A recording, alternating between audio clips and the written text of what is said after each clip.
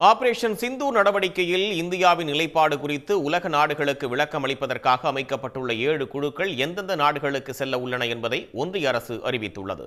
திமுக MP Kanimozhi தலைமையிலான குழு Russia, Spain, Greece உள்ளிட்ட நாடுகளுக்கு பயணம் செய்ய உள்ளது. பஹல்காம் தீவிரவாத தாக்குதலுக்கு பதிலடி கொடுக்கும் வகையில் ஆபரேஷன் சிந்தூர் நடவடிக்கையை இந்திய ராணுவம் மேற்கொண்டது. இது தொடர்பாக அனைத்து கட்சி எம்பிக்களை கொண்ட குழுக்கள் மூலம் சர்வதேச நாடுகளிடம் இந்தியாவின் நிலைப்பாடு குறித்து விளக்கம் அளிக்க ஒன்றிய அரசு முடிவெடுத்துள்ளது.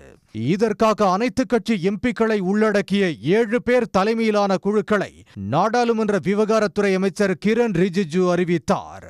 இந்த குழுக்களுக்கு காங்கிரஸ் எம்பி சசி தரூர், பாஜக எம்பி ரவிசங்கர் பிரசாத், திமுக எம்பி கனிமொழி, சரத்பவாரின் தேசியவாத காங்கிரஸ் எம்பி சுப்ரியா சுலே, ஐக்கிய ஜனதா தள எம்பி சஞ்சய் குமார் ஜா, பாஜக எம்பி பைஜெயந்த் பாண்டே, சிவசேனா கட்சி எம்பி ஸ்ரீகாந்த் ஏக்நாத் ஷிண்டே ஆகியோர் தலைமை வகிக்கின்றனர். இந்த குழுக்களில் பல்வேறு கட்சிகளைச் சேர்ந்த 59 எம்பிக்கள் இடம்பெற்றுள்ளனர். இந்த நிலையில் இந்த 7 குழுக்கள் எந்தெந்த நாடுகளுக்கு பயணம் செய்ய உள்ளது என்பதை ஒன்றிய அரசு அறிவித்துள்ளது.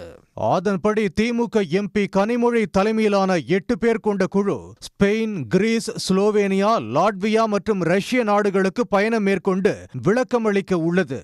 சசி தரூர் தலைமையிலான குழு America, Panama, Guyana, Brazil, Colombia நாடுகளுக்கு செல்ல உள்ளது.